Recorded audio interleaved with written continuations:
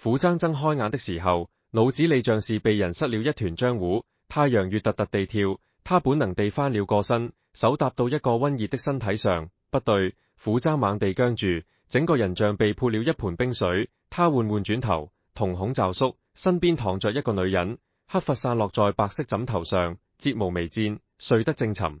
那是沈瑤，創恒科技的 CEO， 他的頂頭上司，全公司上下的女總裁。虎爭倒吸一口涼氣，下意識往自己身上看，襯衫沒了，褲子存在，但皮帶被解開了。他心跳快得要從桑子眼扮出來，腦子裏只有一個念頭：跑。他輕手輕腳地坐起身，剛把一條腿挪下床，身後轉來慵懶的女聲：醒了。虎爭僵住了，沈瑤撐着落膊坐起來，被子滑落露出肩頭，他不緊不慢地攏了攏頭髮，眼神清醒得根本不像剛睡醒的人。沈總。虎爭桑子發乾，昨晚的事船記得嗎？沈瑤語氣平靜得像在開會。虎爭拼命回憶，昨晚公司姜公宴簽下3億大單，沈瑤親自給他敬酒，茅台一杯接一杯。他說：許公你是公司功臣，我必蘇敬你。全公司幾十雙眼睛看着他，不能不喝。後來就斷片了，我不記得了。虎爭實話實說。沈瑤點點頭，像是早就料到。他伸手衝床頭舉拿起手機，點了幾下，屏幕朝向他，視頻開始播放。酒店走廊裏，虎爭留着沈瑤的腰，臉湊過去，聲音含混卻清晰：我喜歡你，我真喜歡你。畫面裏，他親了沈瑤的臉頰，虎爭的血一下子衝到頭頂。這不可能，我被人灌醉了，這不算數，不算數。沈瑤放下手機，直視他的眼睛：虎爭，你聽好，我給你2個選擇。第一，跟我結婚；第二，我把這段視頻發到公司群裏，報警說你性騷擾公司高管。你覺得以後哪個公司船敢用你？虎爭整個人都靈了。他不是沒聽過職場上的事，但做夢都沒想到會發生在自己身上。他攢緊拳頭：沈瑤，你到底想幹什麼？沈瑤沒回答，從包裏拿出一份文件遞過來：給你3天時間考慮。這是離婚協議，你可以先看看。虎爭沒接，他盯着沈瑤的臉，想從他眼裏找出一絲破綻，但那張精緻的臉上只有冷靜和篤定。我為什麼要跟你離婚？他一字一讀地問。因為你配得上我。沈瑤說這句話的時候，嘴角甚至帶着一點笑意。虎爭穿上襯衫，拿了自己的東西，頭也不回地走出房間。電梯門關上，他才發現自己的手在抖。電梯到1樓，門打開，一個年輕女人站在外面，是沈瑤的助理林曉。林曉看到他，眼神閃了一下，快步走進電梯，在門關上的瞬間壓低聲音說了一句：許公，沈總他3個月前就在查你的資料了。電梯門合上，虎爭站在酒店大堂，腦子裏嗡嗡作響。3個月前，他3個月前剛跳槽到創恒科技，那時候沈瑤也才上任不到1週。他查他幹什麼？他打車回家，一路上反覆看手機裏偷拍的那份離婚協議，婚後必須將星圖系統專利權轉讓給公司，離婚淨身出戶，賠償500萬違約金。虎爭冷笑，星圖系統是他花了5年心血研發的核心技術，當時選擇跳槽到創恒，就是因為沈瑤承諾給他獨立研發權。現在倒好，他想空手套白狼，但更讓他想不通的是，沈瑤為什麼要用這種手段？堂堂CEO，至於為了一個技術逼人離婚，他想起林曉那句話，心裏越來越不安。第2天上班，虎爭刻意避開沈瑤，把自己關在實驗室裏。下午3點，前台通知有人找他出去一看，一個穿着香奈人套裝的女人站在大廳，身後跟着2個助理。虎爭，好久不見。女人摘下墨鏡，露出精緻的妝容。虎爭瞳孔微縮，挑慢。他的前女友，沈氏集團副總裁，你怎麼來了？虎爭皺眉，聽說我妹妹要跟你離婚，我來恭喜你啊。趙曼笑得很假，順便提醒你一句，他找你不是因為喜歡你，是因為你的技術。你知道他為什麼空降解救創行嗎？因為他那個師生女的身份不被我爸認可，他媽躺在醫院等着300萬手術費，我爸開了條件，1年內讓創行估值翻3倍，否則公司收回，他媽的手術費也別想了。虎爭心頭一震，挑曼走近一步，壓低聲音：你的星圖系統是他翻盤的唯一機會，但你3個月後合同到期，可以帶技術走人，他必須在這之前留住你，而結婚是最快的方式，簽了婚前協議，你的技術就是公司的，你人走了也帶不走，所以呢？虎爭面無表情，所以我給你另一個選擇。趙曼帶過一張名片，跳槽到沈氏集團，雙倍薪資，星圖系統你全權負責，我不跟你闖專利權。條件只有一個，離開創行，讓沈瑤輸得一敗塗地。虎爭沒接名片，你們姐妹倆的事，別把我扯進去。挑曼冷笑，你以為你跑得掉？沈瑤那個人，為塔木的不擇手段，他既然盯上你了，就不配放手。你信不信？3天後你不答應離婚，他真賄報警告你性騷擾。說完他戴上墨鏡走了，高跟鞋敲在地面上，一下一下像是敲在許昌心上。虎爭站在原地，手心全是汗。下班後他沒回家，而是約了林曉在公司樓下的咖啡廳見面。林曉猶豫了很久才來，坐下就說：許公，我今天跟你說的那些話，你別告訴沈總。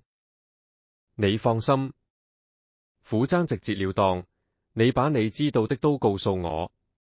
林曉咬着嘴唇，沈總3個月前確實在查你，但不是查你的技術，是查你的人品。他派人去你前公司打聽過，問你為什麼離職，有沒有作風問題，有沒有坑過同事。打聽的人回嚟說，你是被前上司排擠才走的，走的時候船幫同事爭取了年終獎。沈總當時說了一句話：這人能用。後來他就開始關注你，你每天早上幾點到公司，加班到幾點，他都知道。有一次你在公交車上給老人讓座，他正好開車路過看到了，回來跟我和另一個助理說了一下午，說現在這樣的年輕人不多了。虎爭皺眉，所以他切記我。林曉搖頭，聲音越來越低，切記你的事我不清楚，但我可以告訴你，沈總他媽確實躺在醫院，腦瘤，手術費300萬。沈董事長說公司估值翻倍就給錢，否則一分沒有。沈總這3個月瘦了15斤，每天晚上加班到凌晨2點，有2次直接暈倒在辦公室。他為什麼不找人幫忙？找誰？他是私生女，沈家的人巴不得他死。創行的員工不知道他背景，以為他是個空降的花瓶，他連個說話的人都沒有。林曉眼眶紅了，許公，我知道沈總逼你離婚的方式不對，但他真的不是呸人。虎爭沉默了，他想起那天沈瑤拿出離婚協議時，他眼裏一閃而過的不是得意，而是疲憊。第3天晚上，虎爭主動給沈瑤打了電話，我在公司天台，你上來，我們談談。沈瑤來得很快，她穿了一件黑色風衣，臉上化了淡妝，但遮不住眼底的青色。想好了。他站在天台門口，語氣全是那樣平靜。想好了。虎爭轉過身，我問你幾個問題，你老實回答我。第一，你是不是沈董事長的私生女？第二，你媽是不是在醫院等着300萬手術費？第三，你是不是要拿我的星圖系統去翻倍公司估值？沈瑤臉色微變，但她沒有否認。是誰告訴你的？挑曼。誰告訴我的不重要。虎爭走近一步，重要的是你有沒有喜歡過我？哪怕一點點。沈瑤拎住了，天台上風很大，吹亂了他的頭髮，他張了張嘴，聲音有些發濕。我承認最開始是算計，我需要你的技術，需要你留下來，但後來我也不知道從什麼時候開始，他說不下去了。虎爭看着他，心裏像打翻了5味瓶。就在這時，他手機震動，一條匿名短信，他要你簽婚前協議，你只是他的點腳石。不信你現在問他，協議能不能改？虎踭把手機遞給沈瑤，你告訴我，協議能改嗎？沈瑤看了一眼短信，臉色發白，他沉默了很久，久到虎踭以為他不配回答了。能改。他終於開口，聲音很輕，但我不配改。為什麼？因為我是商人，我不能把公司的命運壓在感情上。沈瑤抬頭看他，眼眶紅了。虎踭，我承認我喜歡你，但喜歡歸喜歡，公司歸公司，我肩上扛着幾十號雲工的飯碗，扛着我馬的命。我不能因為喜歡你就放棄所有保障。虎踭深吸一口氣，所以你的意思是，就算喜歡我，你也要逼我簽那個不平等條約？是。虎踭轉身走到天台欄杆邊，望着樓下的麥加燈火，過了好一會危，他回過頭，沈瑤，我答應你，但我有條件。沈瑤眼睛一亮，你說。第一，不簽婚前協議，但我配跟你簽一份技術合作協議，星圖系統的使用權歸公司3年，3年後歸我。第二，你馬的手術費我出一半，算我借給你的，你以後算我。第三，他讀了讀，你以後不准再僱我走。沈瑤眼淚一下子掉下來，你瘋了嗎？你為什麼要幫我？虎踭看着他，忽然笑了，因為你剛才說實話了。你要是騙我說能改協議，我扭頭就走。但你說了實話，一個願意說真話的人，值得我賭一把。沈瑤捂着嘴哭出了聲。虎踭走過去，猶豫了一下，輕輕拍了拍他的肩膀，別哭了，走吧，去醫院看你馬。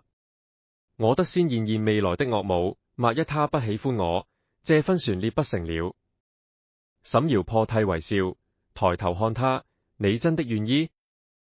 我願意試試。虎踭說，但醜話說前頭，你要是再算計我隨時走人。不配了。沈瑤擦乾眼淚，我發誓。兩人衝天台下來，坐進沈瑤的車裏，車子發動的那一刻，虎踭手機又震動了，船是那個匿名號碼，你會後悔的。虎踭看了一眼，直接刪掉短信，把手機關了機。他不知道的是，在他們身後不遠處，一輛黑色轎車裏，跳曼放下手機，嘴角勾起一抹冷笑。他拿起另一部手機撥出一個號碼，喂，幫我查一個人，5年前從花信科技被開除的那個工程師，對，虎踭。我要他所有的案底，越黑越好。黑色轎車消失在夜色中，而虎踭和沈瑤的車正駛向醫院。這一晚，虎踭以為自己做了一個艱難但正確的決定，他不知道真正的風暴才剛剛開始。虎踭和沈瑤從醫院出來的時候，已經快凌晨1點了。沈瑤母親剛做完檢查，情況不算太好，但也沒到最灰的地步。老人家拉着虎踭的手說了半天話，問他是哪裏人，做什麼工作，家裏幾口人。那架勢恨不得當場就把婚事定下來。沈瑤在一旁紅着臉，這是馬，我們船沒到那一步。他馬瞪他一眼，你都30了，船挑怎麼挑？我看這個小虎就很好，人老實，眼神正。虎踭只能陪着笑，心裏五味雜陳。開車回去的路上，沈瑤忽然開口，你真的想好了？跟我結婚不是鬧着玩的，跳曼不潰善皮金優，我爸那邊也會找麻煩。你怕了？虎踭反問。我怕你後悔。那就別讓我後悔。虎踭看着車窗外飛速後退的路燈，不過在那之前，我得先搞清楚一件事。林曉說你3個月前就在查我，到底查了什麼？沈瑤握方向盤的手緊了緊，沉默了好一會人才說，查你這個人靠不靠譜。就這。沈瑤讀了讀，我上任第1週，人力資源部把你的簡歷遞上來，說你是業內頂尖的工程師。我當時不信，找人去你前公司打聽了一圈，反饋回來的消息是，你技術過硬，但不願意站序，被前上司排擠走的。走的時候船幫組裏的同事爭取了年終獎。那你覺得我這人靠譜嗎？虎踭問。沈瑤沒回答，但嘴角微微翹了起來。第二天一早，傅崢剛到公司，就被林曉攔在了電梯口。許公，沈總讓你10點去他辦公室一趟。林曉壓低聲音，另外，我有些話想跟你說，方便的話中午12點，船是上次那個咖啡廳。傅崢點頭答應。10點整，他敲開沈瑤辦公室的門。沈瑤正在看文件，抬頭看了他一眼，坐。我有件事要跟你說。什麼事？挑曼今天下午要來公司。沈瑤放下筆，名義上是代表沈氏集團來指導工作，實際上是來找辭的。到時候不管他說什麼，你都別接話。傅崢皺眉，他嚟幹什麼？他是我同父異母的姐姐，沈氏集團的副總裁。沈瑤語氣平靜，我那個爸把創行交給我，本意是想看我笑話。趙曼怕我真把公司做起來，闖了他的繼承權，所以一直想把我踢出去。他要怎麼踢？找我的把柄，或者找你的把柄。沈瑤直視他，你是公司的核心技術人員，搞掉你就等於搞掉我。所以這幾天你小心點，別跟他單獨接觸。傅崢想起趙曼給他的那張名片，心裏有了數，明白了。中午12點，傅崢準時到了咖啡廳，林曉已經坐在角落裏了，面前放着一杯沒動過的美式，臉色不太好。林助理，你找我什麼事？林曉抬頭看他，猶豫了一下，許公，我想告訴你一些事，但你得答應我，別跟沈總說是從我這人聽到的。我保證。林曉深吸一口氣，沈總的馬不是沈董事長的原配。沈總的姥姥當年是沈家的保姆，沈董事長的媽去世後，沈董事長喝醉了酒，欺負了沈總的馬，然後就有了沈總。沈家覺得丟人，把沈總和他馬趕了出去，一分錢沒給。傅崢心頭一沉。沈總從小跟他馬相依為命，住過地下室，撿過廢品，他馬為了供他上學，一天打3份工。後來沈總考上大學，靠自己拼命讀書，拼命工作，一路做到了上市公司的高管。沈董事長看他有利用價值，才把他叫回來管理創行。那他馬的手術費？傅崢問。沈董事長開了條件，1年內讓創行估值翻3倍，他就出錢。林曉眼眶泛紅，但如果做不到，公司收回，手術費也別想了。沈總這3個月拼了命地幹，就是不想讓他馬死。許公，他來找你，確實是看中了你的技術，但他不是呸人。傅崢沉默了很久，他為怎麼不找人借？300麥雖然不少，但以他的資歷，應該能借到吧？他試過了。林曉苦笑，他以前的同事、朋友，能借的都借了，但人家一聽是沈家的人，都不敢得罪。沈董事長放了話，誰幫沈瑤就是跟他作對。你說誰敢啫？傅崢攢緊了手裏的咖啡杯。許公，我跟你說這些，是想讓你知道，沈總對你不是假的。林曉站起來，他那天晚上灌你酒，是挑曼給他出的主意。趙曼說只要生米煮成熟飯，你就跑不掉了。沈總當時喝了很多酒才敢做，做完之後他一個人在衛生間哭了半個小時。林曉走了，傅崢一個人在咖啡廳坐了很久，腦子裏翻嚟覆去都是那些話。下午2點，挑曼準時出現在創行科技。他穿着白色西裝，踩着10厘米的高跟鞋，身後跟着4個助理，架勢比沈瑤船大，全公司的人都在偷偷看，竊竊私語。沈瑤在會議室接待他，傅崢作為技術負責人也在場。妹妹，幹得不錯啊！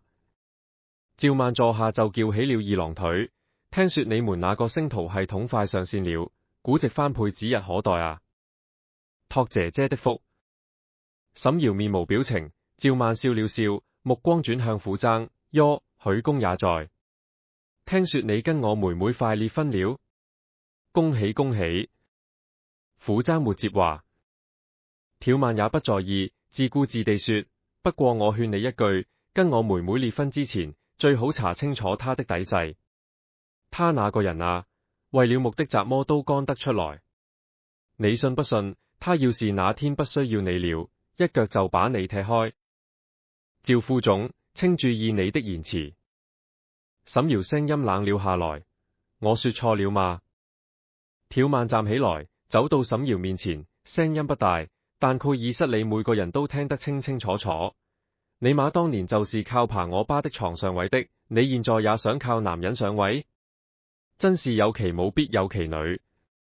整個庫爾瑟安靜得可怕，沈堯臉色發白，手指微微發抖，但他咬着牙沒說話。虎爭站了起來。趙副總，他的聲音不大，但很穩。你剛才說的話，我已經錄下來了。如果你不立刻道歉，這段錄音會出現在沈氏集團每一位董事的郵箱裏。條曼臉色一變，你敢？你可以試試我敢不敢？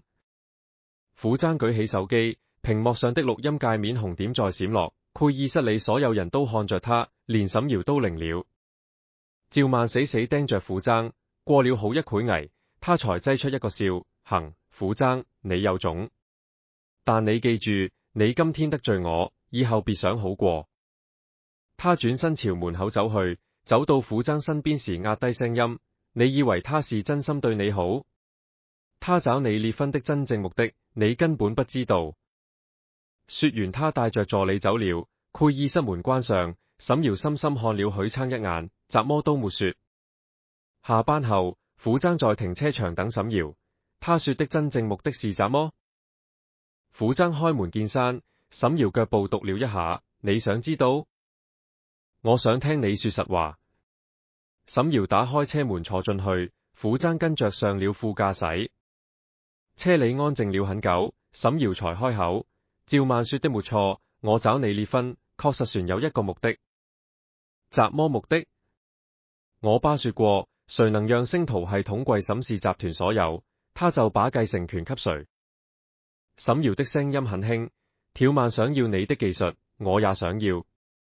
如果我們離婚，技術就是夫妻共同財產，我有優先權。虎爭的心沉了下去。所以從一開始，你就在算計我的技術？是。沈堯沒有否認，但後來不一樣了。哪裡不一樣？我在天台上跟你說的那些話，是真的。沈堯轉過頭看他，眼睛裡有淚光。我喜歡你，不是因為你的技術，是因為你這個人。虎爭，我知道你不信，但我真的沒有騙你。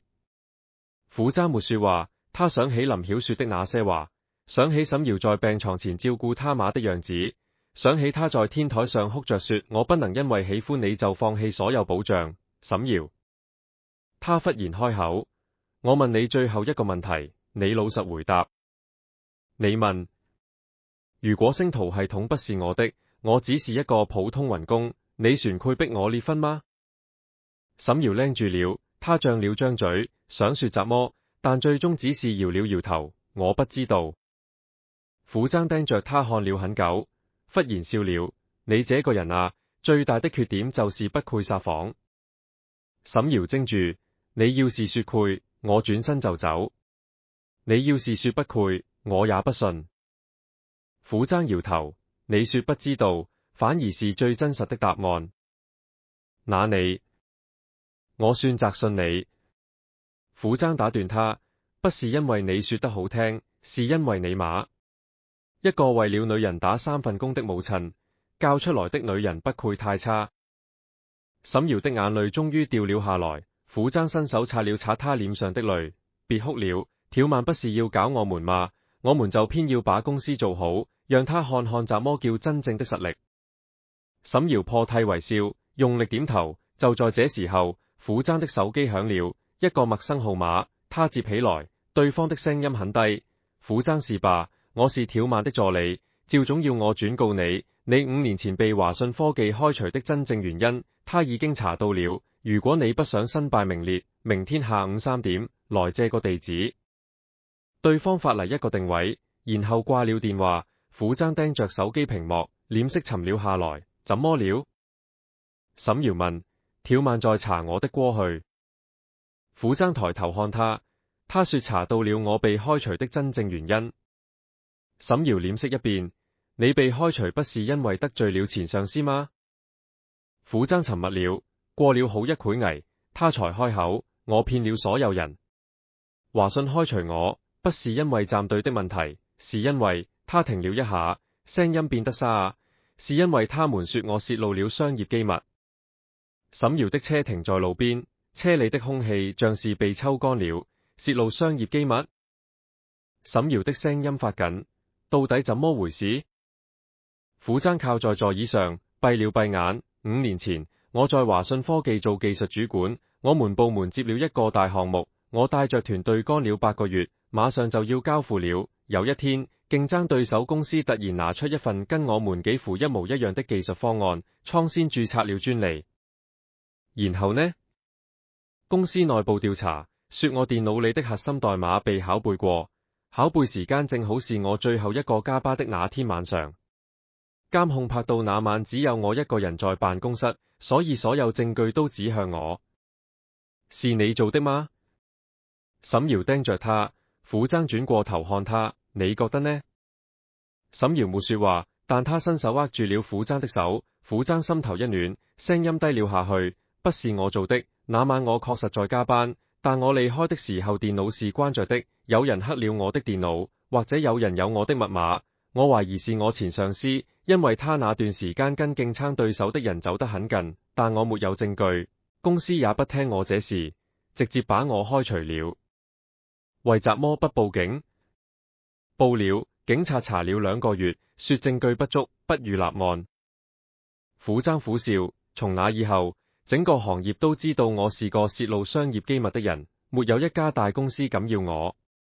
我做了2年 freelance， 靠接一些小項目糊口，直到去年才慢慢有人願意給我機會。所以你跳槽到創行的時候，簡歷上寫的離職原因是個人發展？是。虎踭低下頭，沈堯，如果你因為這個不信任我，我理解。沈堯沉默了很久，我信你。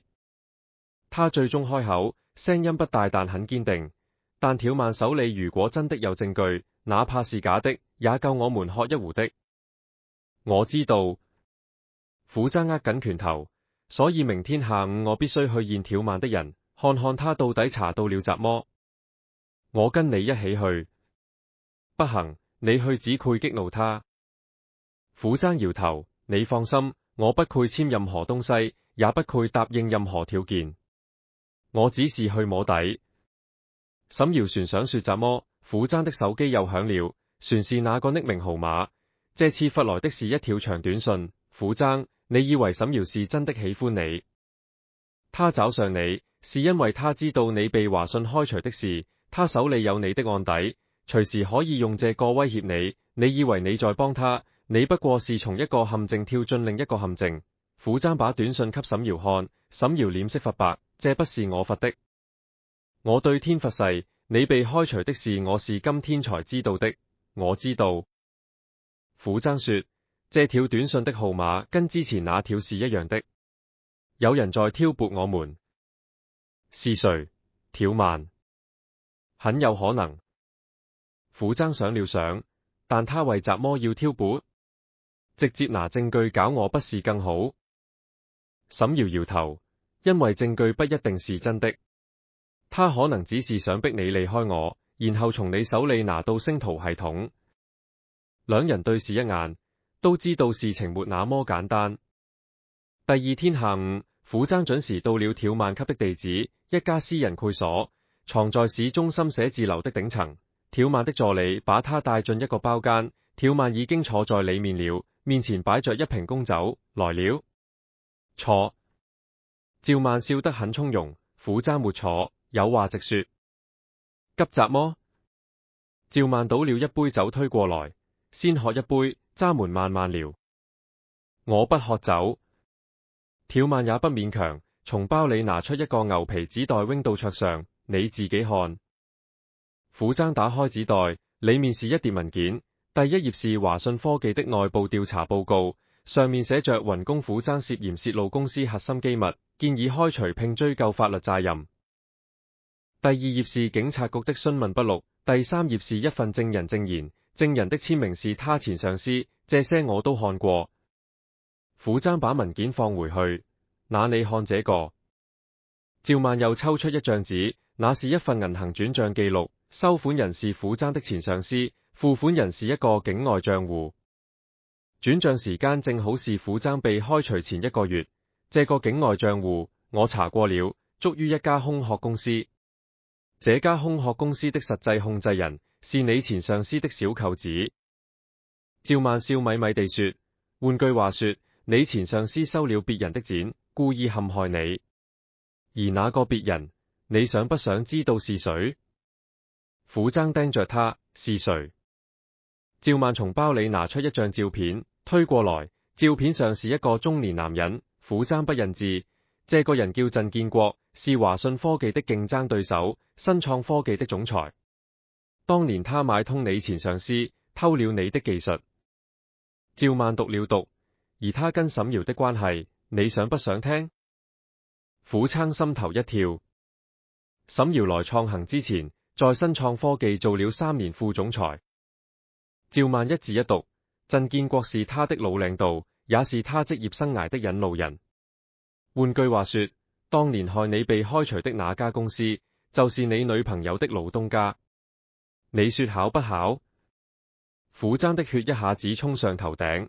你說這些有什麼證據？證據都在這個紙袋裏。趙曼站起來，虎踭，我不是要你幫我只是想讓你知道，你身邊那個女人沒有你想的那麼乾淨。他來找你，到底是喜歡你，船是替他老領導來收尾的，你自己想清楚。說完，他拎着包走了。虎踭坐在包間裏，盯着那張照片，腦子裏翻江倒海。他拿出手機想給沈瑤打電話，但手指懸在屏幕上方，節節按不下去。不對，如果沈瑤真的跟鄭建國是一夥的，他為什麼要費盡心機跟他離婚？直接拿當年的證據威脅他，不是更簡單？虎踭深吸一口氣，把文件裝進包裏，離開了會所，回到公司已經快下班了。虎踭直接去了沈瑤辦公室，但林曉攔住他。沈總下午開會的時候突然暈倒了，現在在醫院。虎踭心裏一緊，哪家醫院？市中心醫院，急診。虎踭掉頭就跑，打車直奔醫院。急診大廳裏，沈瑤躺在病床上，臉色蒼白，手上打着點滴。林曉守在旁邊，看到他來了，小聲說：醫生說是過度勞累加上低血糖，需要住院觀察2天。他這幾天都沒吃飯？虎踭問：那船有心思吃飯？林曉嘆氣：自從你跟他說挑曼要查你的事，他就一直在想辦法，到處託關係打聽挑曼到底查到了什麼。2天未合眼了。虎踭站在病床前，看着沈瑤消瘦的臉，心裏說不清是什麼滋味。沈瑤的手機放在床頭舉上，屏幕亮了一下，是一條工作消息。虎踭不想看，但餘光掃到手機上刷的縮略圖，密密麻麻的照片，好像都是同一個人。他猶豫了一下，拿起手機，屏幕沒鎖，他點開相冊，整個人擸住了，裏面全是他的照片。從3個月前開始的，有他上班路上買早餐的，有他在公司食堂吃飯的，有他在實驗室加班到深夜的，船有他在公交車站等車的。最新的一張是上周他在天台上跟沈瑤說話時的側臉，一共300多張。虎踭一張一張地翻，手開始發抖。林曉在旁邊看到了，輕聲說：我跟你說過，沈總3個月前就開始關注你了。這些照片是他讓私家偵探拍的，但他自己每天都會看，看完了船會笑。為什麼？虎踭聲音發啞，因為他說你讓他覺得這世界船有好人。林曉眼眶紅了，許公，沈總這輩子太苦了，他媽被人欺負才有了他。他從小被人罵私生女，長大以後不管多努力，別人都說他是靠關係。你是第一個不圖他怎麼，還願意幫他的人。虎踭把手機放回去，坐在床邊，握住沈瑤的手。沈瑤的手指冰涼，但在他的掌心裏慢慢暖了起來。過了大概半小時，沈堯醒了，他看到傅爭，第一反應是抽回手，然後別過臉去。你怎麼來了？你暈倒了，我能不嚟嗎？傅爭沒從手。你2天沒吃飯，是想把自己餓死？沈堯沒說話。傅爭從包裏拿出一份文件，挑曼今天給我看了一些東西。他說當年陷害我被開除的人，是你以前在新創科技的老領導陳建國。他傳說你來創行找我，是替陳建國收尾的。沈堯猛地轉過頭，眼神又驚又怒。你信了？我想聽你說。我跟陳建國確實共事過，但那是5年前的事。沈堯聲音發顫。我離開新創科技的時候，跟他鬧翻了。他是個怎麼樣的人，我比誰都清楚。但我可以發誓，你被開除的事，跟我未有半點關係。那你為怎麼從來沒告訴我，你在新創工作過？沈堯沉默了，說話。傅爭的聲音很平靜，但握着他的手收緊了，因為我怕。沈堯終於開口，眼淚順着臉頰滑下來。我怕你知道我在哪家公司待過，就不信我了。傅爭，我承認我自私，但我不想失去你。傅爭盯着他看了很久。趙萬旋說了什麼？他問。他旋說。沈堯閉上眼睛。他說如果我答應放棄創行的控制權，他就不把你的事抖出去。你答應了嗎？沒有。那你為怎麼暈倒？沈堯睜開眼，淚眼模糊地看着他。因為我找不到辦法保護你。趙萬手裏的那些證據，哪怕全是假的，只要他放出去，你的職業生涯就完了。我不知道該怎麼辦。傅爭伸手擦掉他臉上的淚，別哭了。我已經想好怎麼辦了。怎麼辦？挑曼想要怎麼，我們就給他怎麼。傅爭說，但不是真的給，是讓他以為我們給了。沈堯怔住。傅爭正要繼續說，沈堯忽然誤住頭，整個人蜷縮起來，嘴裏含混地說着怎麼馬，我愧疚你的，傅爭。我是真的。他的聲音越來越小，像是陷入了昏迷。沈堯，沈堯。傅爭趕緊按呼叫鈴，醫生衝進來檢查了一番，說是高燒引起的意識模糊，需要物理降溫。傅爭守在床邊，一整夜未合眼。凌晨4點，沈堯的燒退了，他慢慢睜開眼睛，看到傅爭旋坐在旁邊，嘴唇乾裂，眼圈發黑。你沒走？他的聲音很輕。我走了，誰照顧你？傅爭給他倒了杯水。你剛才昏迷的時候說胡話了。沈堯臉一紅。我說怎麼了？你說你是真的喜歡我。沈堯的臉更紅了，低着頭不吭聲。傅爭看着他，忽然笑了。沈堯，我想跟你坦白一件事。怎麼事？你3個月前偷拍我的事，我知道了。傅爭拿出他的手機晃了晃，300多張照片。你是打算開攝影展嗎？沈堯拎住，然後一把闖過手機，整個人恨不得鑽進被子裏。你怎麼偷看我手機？你自己未鎖屏。我船有一件事。傅爭收起笑容。你在公交車上看到我給老人讓座那次，是你第一天派人跟蹤我吧？沈堯不說話了。所以我從一開始就在你的算計裏。傅爭問。沈堯咬着嘴唇，點了點頭。那你後來為怎麼船要繼續？因為沈堯抬起頭，眼眶又紅了。因為我發現你不是裝的，你是真的好人。你給老人讓座不是因為有鏡頭拍你，你加班到很晚是因為真的想把技術做好，你幫同事爭取利益是因為你覺得那是應該的。傅爭，我活了30年，沒見過你這樣的人。所以你就設計了一個局，逼我跟你離婚。是。沈堯的眼淚又掉下來。對不起。傅爭沉默了很久。窗外天快亮了，晨曦透過窗簾的縫隙照進嚟，落在沈堯的臉上。沈堯，我可以原諒你。傅爭終於開口，但從今天開始，我們之間不能再有秘密。你答應我，以後不管什麼事，都要跟我說實話。我答應你。沈瑤用力點頭，苦爭站起來，走到窗邊，拉開窗簾，陽光衝進來，整個病房都亮了。協議的事，我們重新談。他轉過身，不簽婚前協議，但我可以跟你簽一份技術合作協議。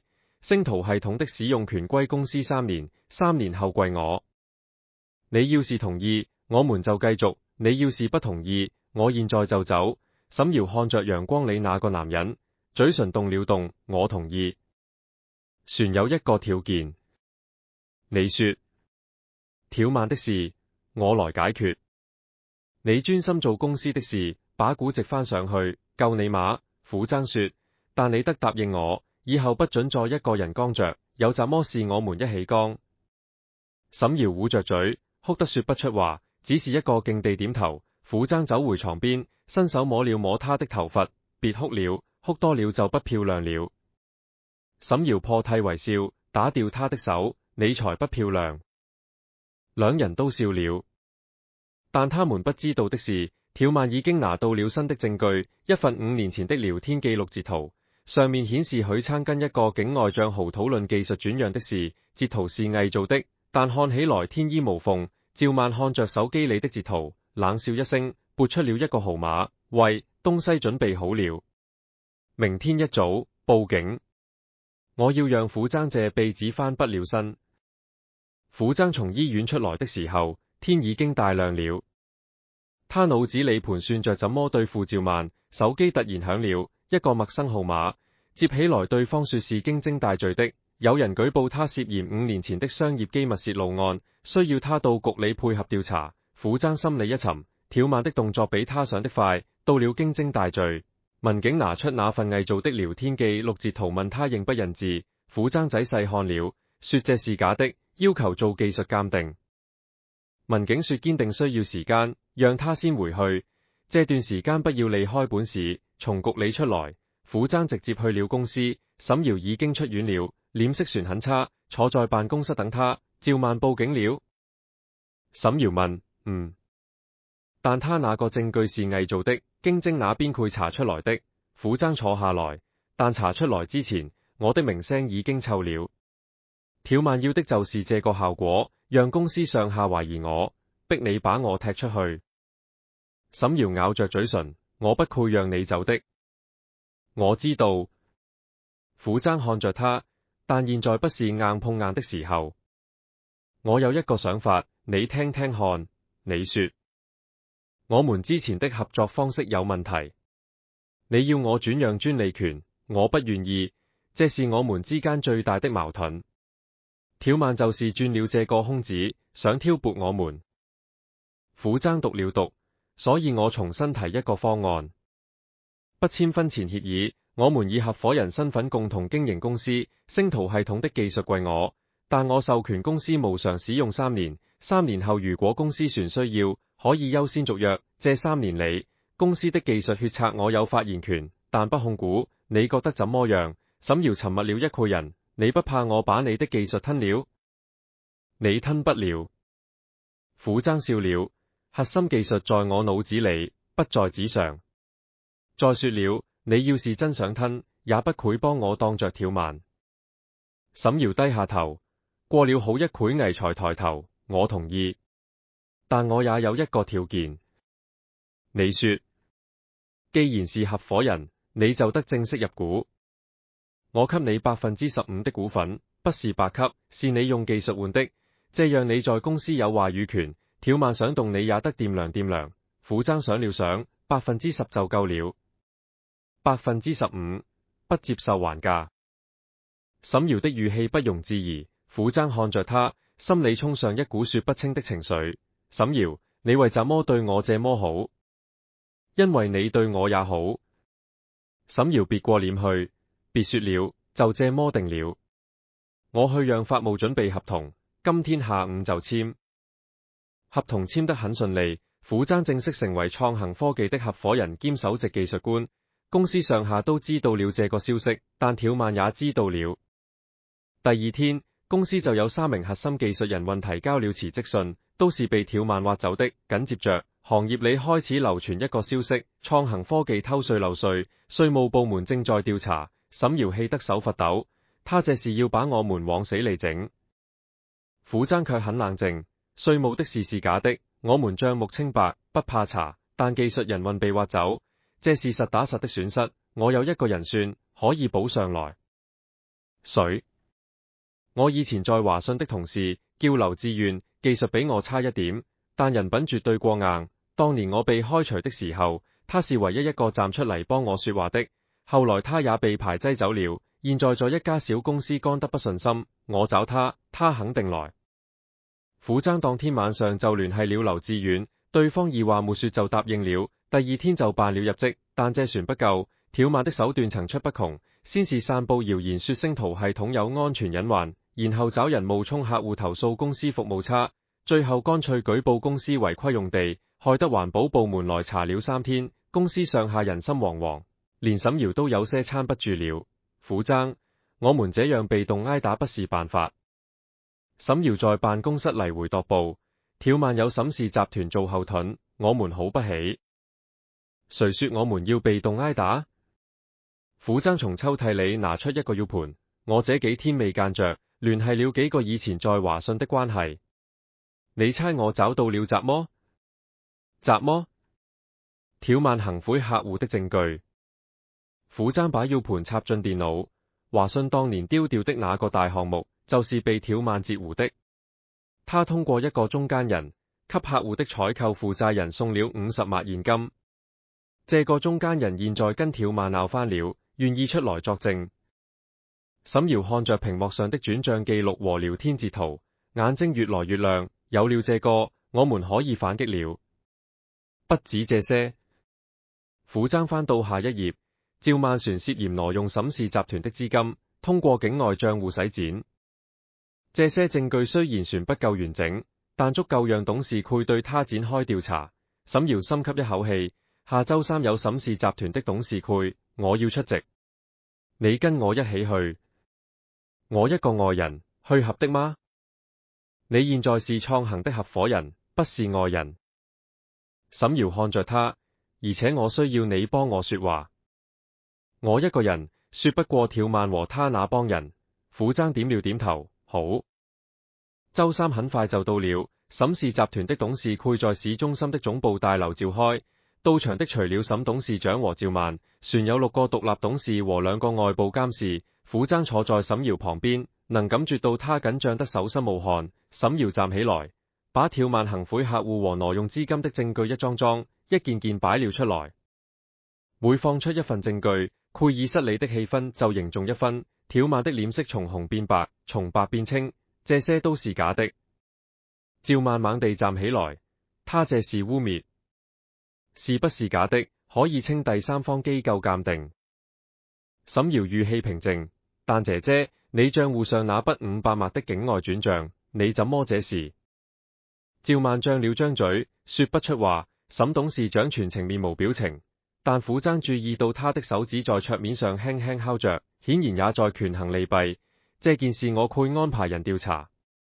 沈董事長終於開口，今天的董事會到此為止。趙萬從會議室出來的時候，臉色鐵青，他攔住傅崢和沈瑤，咬牙切齒地說：你們以為這樣就能攀倒我？做夢！我告訴你們，這只是開始。你們那點本事，給我提鞋都不配。沈瑤正要說話，傅崢闖先一步。趙副總，與其在這裏放狠話，不如想想怎麼跟董事會交代你那500萬的事。挑萬狠狠瞪了他一眼，轉身走了。回公司的路上，沈瑤脹出一口氣，今天總算出了一口惡氣。別高人太早。傅崢說，趙萬那個人不愧善皮金優。他說了，這只是開始，我們得做好更胚的打算。話音未落，沈瑤的手機響了，是研發部打來的，說星圖系統在最後測試階段發現了一個致命漏洞，如果不修復，整個系統就得推倒重來。沈瑤的臉色一下子白了，怎麼時候能修好？技術人員評估過了，最少需要3天。但3天後就是系統交付的最後期限，嚟不及。虎爭拿過手機，把所有技術資料發給我，我來想辦法。到了公司，虎爭一頭扎進實驗室，劉志遠和其他幾個技術人員已經在了，每個人臉上都寫滿了焦慮。虎哥，這個漏洞在底層架構上，要修復得動核心代碼。劉志遠指着屏幕，改動量太大了，3天根本不夠。虎爭盯着屏幕看了10分鐘，忽然開口，不用改底層架構，我們可以在應用層做一個補丁，繞過漏洞。雖然性能會下降5%，但不影響使用。交付之後再慢慢修底層。技術人員面面像覷，然後都點了點頭，這個方案可行。接下來的2天2夜，虎爭幾乎沒有離開過實驗室，沈瑤給他送飯送水，陪着他熬夜。第3天凌晨2點，補丁終於調試完成，系統運行正常。虎爭靠在椅子上，眼睛都快睜不開了。沈瑤坐在他旁邊，頭一歪就靠在他肩膀上睡着了。虎爭低頭看着他的睡臉，心裏忽然覺得很踏實。這個從一開始算計他的女人，現在卻成了他最信任的夥伴。他不知道怎麼時候也睡着了。早上7點，劉志遠推門進來，看到2個人靠在一起睡得正香，趕緊退了出去，順手把門帶上。系統順利交付，客戶驗收通過，消息傳回來，整個公司沸騰了。創恒科技的估值在這一刻翻了3倍，遠遠超過了沈董事長的要求。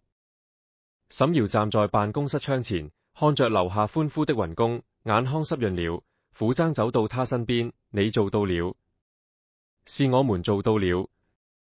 沈瑤轉頭看他，虎爭，謝謝你。別客氣，我們是合夥人。沈瑤笑了，笑得像個孩子。姜公宴定在周5晚上，船是上次那家酒店。沈瑤本來不想大辦，但員工們都說要姜足，他只好答應了。虎爭換了一身新衣服，跟劉志遠一起到了酒店。沈瑤穿着一件深藍色的裙子，站在門口招呼客人。看到虎爭的時候，眼睛亮了一下。宴會很熱鬧，大家都喝了不少酒。沈瑤端着酒杯走到虎爭面前，許公，我敬你一杯。虎爭接過杯子，別灌我酒了，上次的事我全記着呢。沈瑤臉一紅，壓低聲音，這次是真的只敬一杯。2人碰了杯，各自喝了。就在這時候，酒店大門被推開了，條曼帶着4個人闖了進來。他穿着一身黑色套裝，身後跟着2個穿制服的警察。整個宴會廳瞬間安靜了。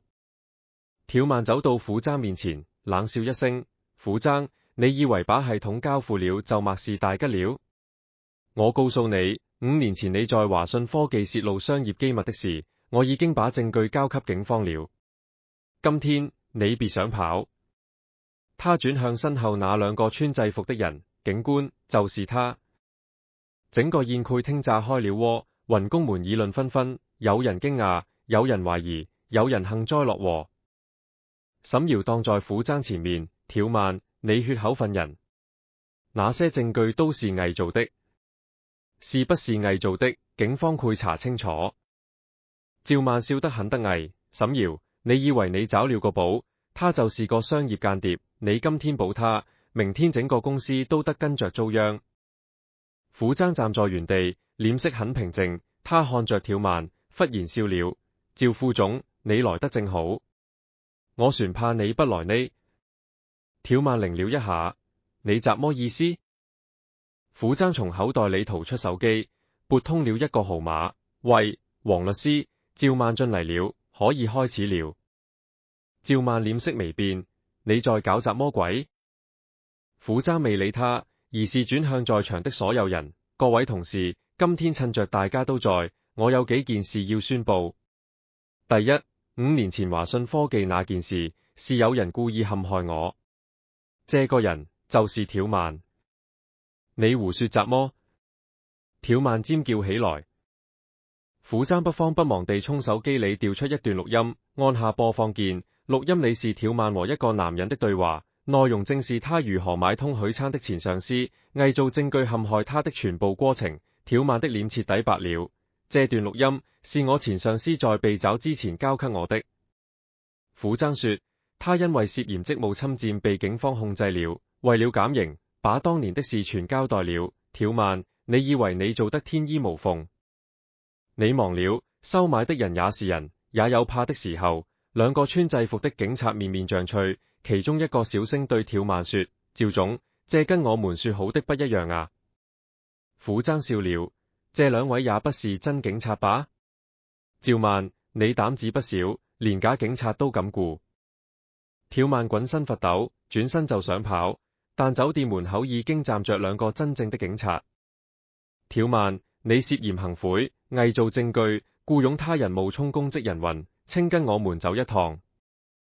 條漫被帶走了，宴會廳裏鴉雀無聲。虎踭轉過身，看着沈瑤，沈瑤的眼淚掉了下來，但他笑着。虎踭正要說話，手機突然震動了。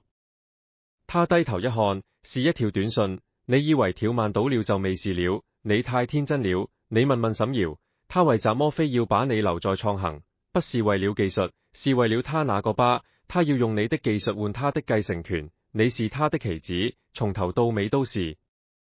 虎踭拿着手機的手僵在了半空，姜公宴上的鬧劇結束了，條漫被帶走，雲公們陸續散了，酒店大堂只剩下虎踭和沈瑤兩個人。沈瑤看着虎踭手裏的手機屏幕，那條匿名短信清清楚楚。你以為條漫倒了就沒事了？你太天真了。你問問沈瑤，他為什麼非要把你留在創行？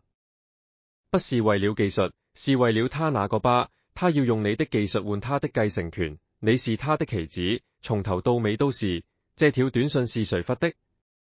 沈瑤聲音發緊，不知道。每次都是匿名號碼。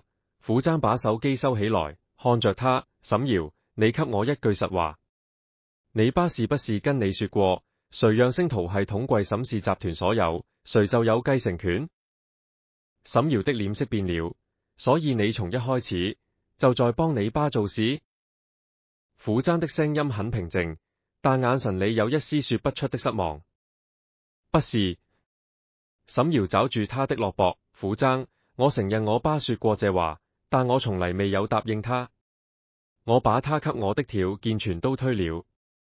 我要創行的估值翻倍，是為了救我媽，不是為了什麼繼承權。那個家，那個公司，我一點都不想要。那你為什麼從來沒跟我說過這件事？因為我不敢。沈瑤的眼眶紅了。我怕你知道以後，會覺得我跟你離婚就是為了技術。虎踭，我知道我一開始做錯了，但後來我改了。你信我一次行不行？虎踭盯着他看了很久，沈瑤的眼神沒有閃躲，眼淚就那麼直直地掉下來。行，我信你。虎踭終於開口，但不是因為你說得好聽，是因為你這幾天做的事。你要是真為了繼承權，不配為了我跟條漫翻臉，更不配把自己累到住院。沈瑤，我不是傻子，誰真心對我好，我看得出來。沈瑤撲進他懷裏，哭得滾身發抖。虎踭拍了拍他的背，別哭了。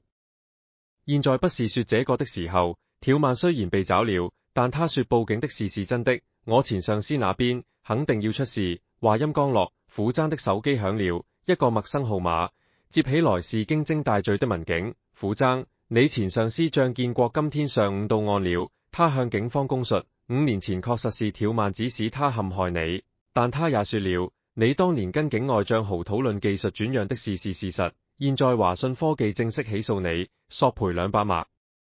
你找個律師準備應訴。電話掛了，虎踭站在原地，腦子裏嗡嗡響。怎麼了？沈瑤問。華信起訴我了，索賠200萬。虎踭的聲音有些發濕。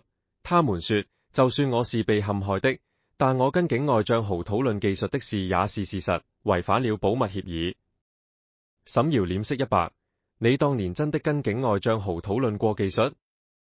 討論過，但不是洩露。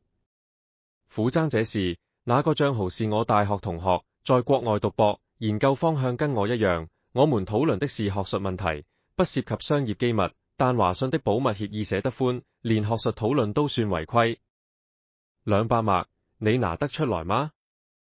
虎爭苦笑，我要是有200麥，船用得着打工？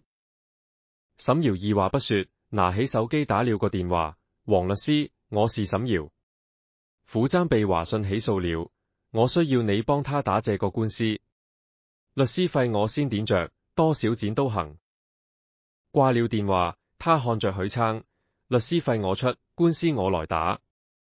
你放心，我不會讓你有事。虎爭心裏一熱，想說謝謝，但話到嘴邊又咽了回去。他知道沈堯這個人，說謝謝反而生分。黃律師第2天就到了，40多歲，打過不少商業糾紛的官司，在圈子裏名聲很響。他把虎爭5年前的案卷翻了一遍，又把華信的起訴書仔細看了，最後得出結論：這個官司能打，但需要證據。最關鍵的是要證明你跟境外賬號討論的是學術問題，不是商業機密。船友得找到張建國，讓他當庭作證，證明挑萬才是幕後主使。張建國不是已經被找了嗎？虎爭問：被找了，但他的口供船不夠。黃律師搖頭，他現在只說挑萬指使他陷害你，但具體怎麼陷害，有什麼證據，他都不肯細說。我懷疑他手裏船有東西，但他不想交出來，為什麼？因為他怕。趙萬雖然被找了，但挑家在沈氏集團的勢力存在。張建國要是把證據全交出來，挑家的人不會放過他。黃律師嘆了口氣，所以現在最關鍵的是找到張建國本人，讓他把所有證據都交出來。張建國現在在哪？取保候審，人不現了。黃律師說，警方也在找他，但他好像提前知道了消息，跑了。虎爭心頭一沉，張建國要是跑了，這個官司就難打了。沈堯想了想，忽然開口：張建國的老家在哪？黃律師翻了翻資料，在山東臨沂下面的一個縣。我們去找他。沈堯看着許撐，連夜去。虎爭點頭，走。當天晚上，兩個人坐上了去山東的火車，沈堯靠窗坐着，虎爭坐在他旁邊。車廂裏人不多，安靜得能聽見車輪練過鐵軌的聲音。虎爭，沈堯忽然開口：如果這次找不到張建國，官司輸了，你打算怎麼辦？輸了就賠錢。虎爭說：200麥，我慢慢船。我幫你船。不用。虎爭搖頭：你的錢是你媽的救命錢，我不能用。沈堯張了張嘴，想說什麼，但看到虎爭的眼神，又把話咽了回去。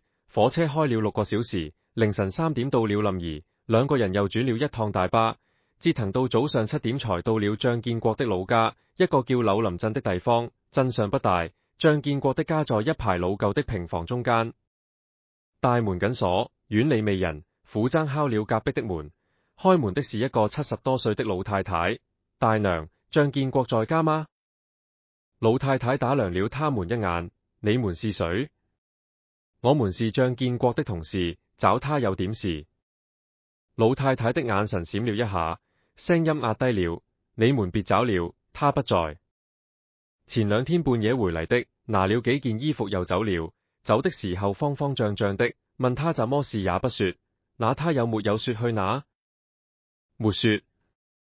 老太太搖頭，但他的眼神往屋裏飄了一下。虎爭注意到了，他朝沈堯使了個眼色。沈堯會意，從包裏拿出500塊剪菜給老太太。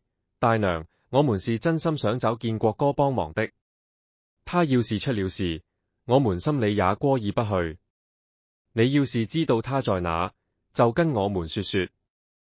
老太太看着那500塊剪，猶豫了好一會兒：你們真不是嚟害他的？不是。虎爭說：我們是來幫他的。老太太嘆了口氣：他在他依家。他依家在隔壁鎮上，往前再走20里路，一個叫河口村的地方。他依夫姓李，你們到了村里一打聽就知道。虎爭和沈堯謝過老太太，趕緊上路。到了河口村已經是上午10點，找到李家的院子，大門半掩着，虎爭推門進去，一眼就看到張建國坐在院子裏抽煙。張建國看到虎爭，臉色大變，站起來就想跑。張建國，虎爭叫住他：你別跑了，你跑了能跑哪去？警察至早找到你。張建國站住了，身體微微發抖。我來找你，不是嚟害你的。虎爭走過去，我需要你幫我作證，把當年的事說清楚。挑萬已經被找了，你不用怕他。你把證據交出來，我保證不會連累你。張建國低着頭不說話。沈瑤走上前：張大哥，虎爭因為那件事被華信起訴了，要賠200麥。他要是輸了，這輩子就完了。你也是有家有口的人，你想想，要是你的孩子被人這麼冤枉，你怎麼感受？張建國的肩膀抖了一下，過了好一會危，他抬起頭，眼眶紅了。虎爭，我對不起你。他從懷裏掏出一個小布包，打開，裏面是一個 U 盤和一個信封，當年的事都在這裏面了。張建國的聲音發顫：趙萬轉賬給我的記錄，他跟我打電話的錄音，船有他讓我偽造的那些證據，原件都在。我一直留着，就怕有一天他翻臉不認人。虎爭接過 U 盤和信封，手微微發抖：你為怎麼現在才拿出來？沈瑤問：我不敢。張建國低下頭：趙萬那個人心狠手辣，我怕他報復我家裏人。現在他被找了，我才敢拿出來。虎爭看着手裏的證據，深吸一口氣：張建國，我會跟法官說你是被逼的。你把東西交出來，算是立功，應該能減刑。張建國眼淚掉下來了：虎爭，我當年對不起你，你是好人，我不該害你。虎爭沒說話，轉身走了，出了院子。沈瑤追上來：你剛才為怎麼不理他？我不知道該說怎麼。虎爭的聲音有些啞：他害我丟了工作，毀了我5年，現在他說對不起，我就要原諒他嗎？我沒那麼大度。沈瑤握住他的手：那就別原諒，但你得用他給的證據打贏官司。虎爭點了點頭，兩人連夜趕回城裏，把 U 盤和信封交給黃律師。黃律師看了之後，拍着桌子說：夠了，這些東西足夠翻案了。開庭那天，沈瑤陪着虎爭到了法院。華信科技的律師拿出了當年的保密協議和虎爭與境外賬號的聊天記錄，要求他賠償200麥。虎爭的律師拿出了 U 盤裏的錄音和轉賬記錄，證明虎爭是被挑萬和張建國陷害的。至於跟境外賬號的聊天記錄，黃律師請了一位大學教授出庭作證，證明那些內容足於公開的學術討論，不涉及商業機密。法官當庭宣判，虎爭不構成泄露商業機密。華信科技的訴訟請求被駁回。虎爭站在法庭上，張出了一口氣，5年的冤屈，終於在今天洗清了。走出法院的時候，沈瑤笑得很開心：恭喜你，自由了。虎爭看着他：謝謝你，沈瑤。沒有你，這個官司我打不贏。別謝我，要謝就謝你自己。你當年要不是清清白白，誰也幫不了你。沈瑤讀了讀：不過有件事我得告訴你，我媽的病情惡化了，必須馬上手術。虎爭心裏一緊：怎麼時候？越快越好。沈瑤的聲音低了下去，但醫院的院長突然說手術排期滿了，要等2個月。我懷疑是有人在背後搞鬼。誰？船能有誰？我爸。沈瑤苦笑，他不甘心我贏了，想用我媽的命嚟逼我。虎爭握緊他的手：別怕，我們想辦法。當天晚上，沈瑤接了一個電話，臉色徹底變了。我爸說，只要我把創行的控制權交出來，他就安排我媽手術，否則他就讓我媽在醫院等死。虎爭的拳頭賺得落落響。你答應他了嗎？他問。沒有。那你怎麼打算的？沈瑤抬起頭，眼神裏滿是絕望。我不知道。府臧，我真的不知道該怎麼辦了。府臧看着他，忽然開口：我有一個辦法，但得冒很大的險。什麼辦法？你爸最怕什麼？沈堯想了想，他最怕別人知道他轉移公司資產到海外。那我們就查這個。府臧說：找到他把柄，跟他談判。沈堯母親的病情一天比一天重，醫生說腦瘤已經壓迫到神經，再不手術，隨時可能有生命危險。但是第一人民醫院的院長就是不肯安排手術，每次都說排期滿了。沈堯託人打印才知道，院長跟沈董事長是20年的交情，這是故意在拖，不能再等了。府臧在病房外對沈堯說：你媽的情況你也看到了，再拖下去，就算做了手術也嚟不及了。可是除了這家醫院，其他醫院都不敢接。沈堯急得嘴上都起了泡。我爸在醫療系統關係太硬，市裏幾家大醫院的院長他都打過招呼了。府臧想了想，市裏不行，我們就去省裏。省城的醫院他不一定說得上話。省城？沈堯靚了，你認識省城醫院的人？我不認字，但我認識的人認識。府臧拿出手機翻了翻通訊錄，我大學同學劉女，他識富士省人民醫院的護士長，我找他幫忙牽個線，看能不能聯繫上腦外科的主任。沈堯看着他，眼睛裏有了一絲希望，能行嗎？試試看。府臧打了電話，劉女那邊很痛快，說幫他去問問。過了半天回電話，說腦外科的張主任願意接這個手術，但病人必須轉院到省城，而且所有費用自理，不能用醫保，費用不是問題。沈堯說：多少錢都行。那就這麼定了。府臧掛了電話，我去聯繫救護車，明天一早轉院。當天晚上，府臧正忙着安排轉院的事，沈堯突然接到一個電話，是沈董事長打來的，聽說你要把病人轉到省城去。沈董事長的聲音不緊不慢，沈堯心裏一驚，你怎麼知道的？市裏的醫院都是我的眼線，你以為你能瞞得過我？沈董事長冷笑一聲：沈堯，我跟你明說吧，你媽轉院的事，我已經跟省城那邊打過招呼了，誰敢接這個手術，就是跟我沈某人作對，你信不信？你媽到了省城，照樣排不上手術。沈堯的眼淚一下子就出來了，你到底想怎麼樣？我媽快死了，你就不能放過她嗎？我說過，只要你把創行的控制權交出來，我馬上安排手術。沈董事長的語氣軟了一些，你是我的女人，我也不想跟你撕破臉，但你太不忍話了。你以為聯合那個姓府的小子就能攀倒我？我告訴你，你差得遠。沈堯攢着手機的手在發抖，他正要說話，府臧把手機拿了過去。沈董事長，我是府臧。他的聲音很平靜，你聽好了，沈堯媽媽的病，我們一定會治，你攔不住的。就憑你？沈董事長冷笑，一個被開除過的工程師，你拿什麼跟我鬥？我拿法律跟你鬥。府臧一字一讀，你轉移公司資產到海外的事，我已經查到了。電話那頭沉默了，你說什麼？沈董事長的聲音變了，我說，你從沈氏集團轉移到海外的2億3千萬資金，每一筆轉賬記錄，我都查到了。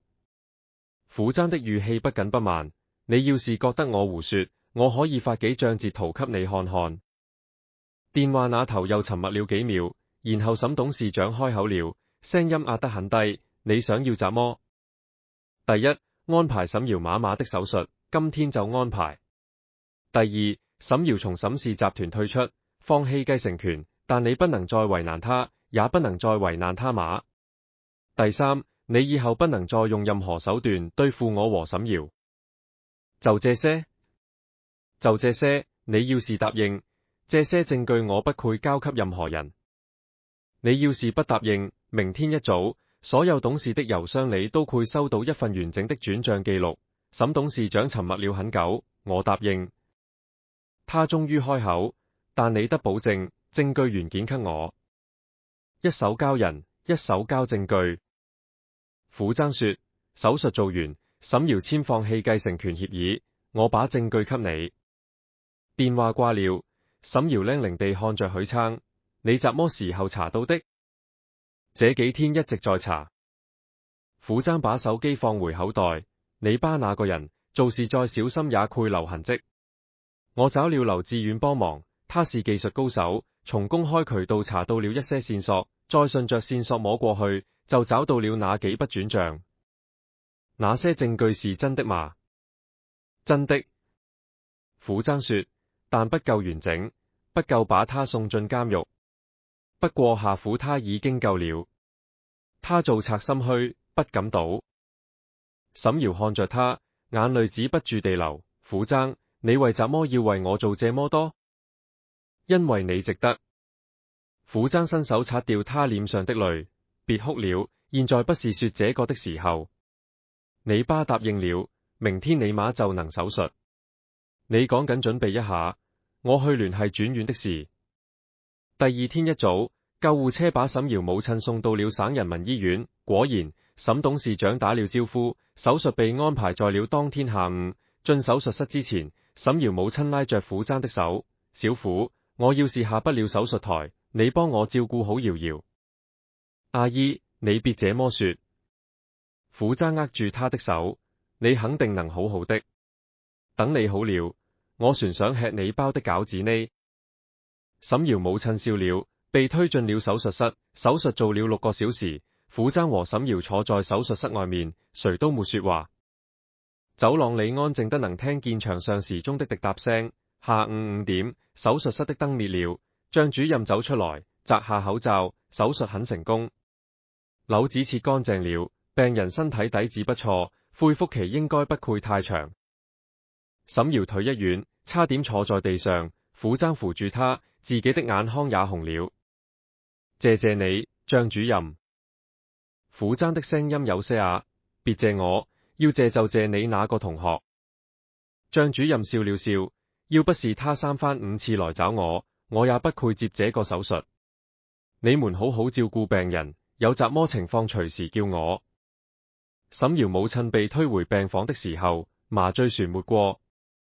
沈瑤守在床邊，一直握着他的手。虎爭出去買了粥和一些日用品，回來的時候，沈瑤已經趴在床邊睡着了。他輕輕給他披上外套，坐在旁邊的椅子上，看着這對母女，心裏說不出的滋味。沈瑤這鼻子太苦了，從小沒疤痛，跟着馬吃苦，好不容易熬出頭了，船要被趁爹算計。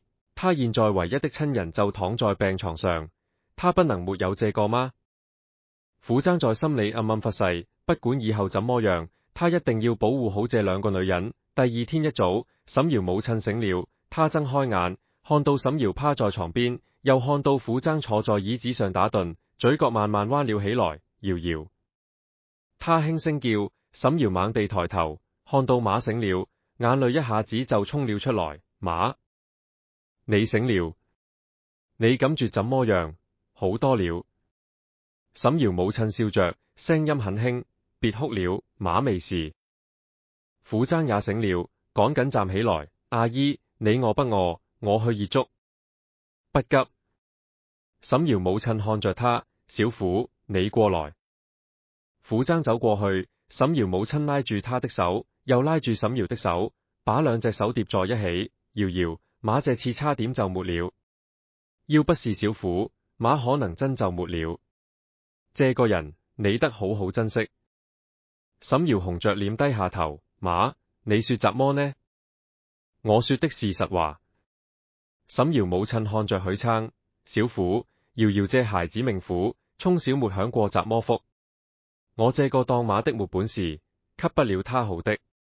你要是願意，以後就替我照顧好他。虎爭看了看沈瑤，沈瑤也正偷偷看他，2個人的目光碰在一起，都趕緊移開了。阿姨，你放心。虎爭說，我會照顧好他的。沈瑤母親笑了，笑得很開心。那你們打算怎麼時候辦事？馬，沈瑤的臉紅透了。你剛做完手術，別操這個心了。好好好，我不說了。沈瑤母親笑得眼睛都米成了縫，但我可是等着抱外信呢。撫姍趕緊轉移話題，阿姨，我去熱粥。說完就流出了病房。沈瑤追出來，在走廊裏攔住他。撫姍，你剛才跟我媽說的話，是真的嗎？什麼話？就是照顧好我。沈瑤低着頭，聲音越來越小。撫姍看着他，忽然笑了。沈瑤，你什麼時候變得這麼扭捏了？當初逼我結婚的那個鏡頭哪去了？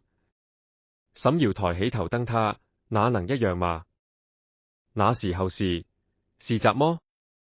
是沒辦法。沈瑤的聲音低了下去。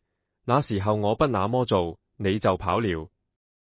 撫姍收了笑容，認真地看着他。沈瑤，我跟你實話實說，一開始我對你確實沒怎麼感覺，但這2個月相處下來，我覺得你這人不錯，雖然有時候挺煩人的，但心眼不灰，你才煩人呢。沈瑤嘴上這麼說，但嘴角卻忍不住翹了起來。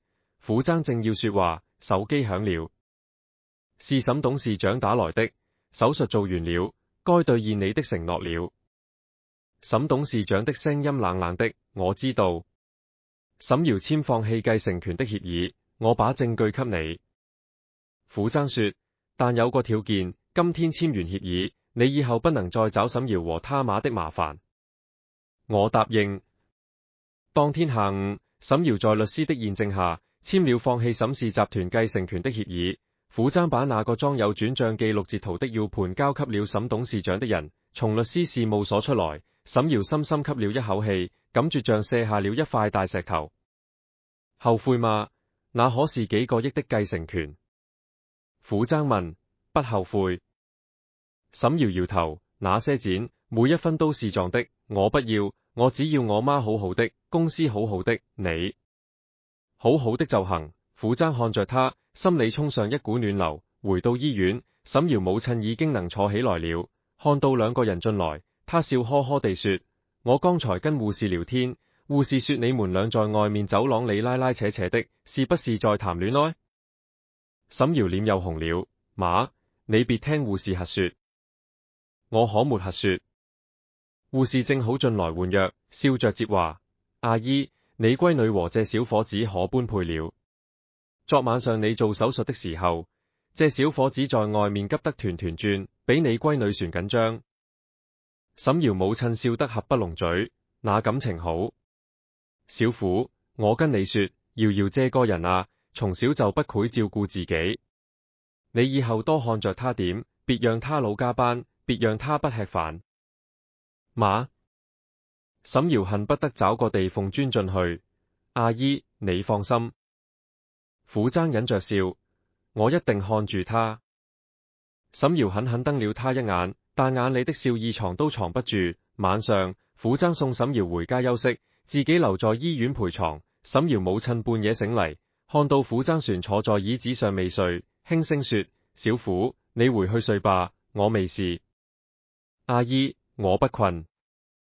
撫姍給他倒了杯水，你再睡攰人，天還早呢。沈瑤母親喝了口水，看着許昌，忽然說：小虎，阿姨問你個事，你對瑤瑤是真心船是因為她能幫你？撫姍擰了一下，阿姨，你怎麼這麼問？瑤瑤這孩子做事有時候不擇手段，我怕她是用怎麼法子把你綁在身邊的。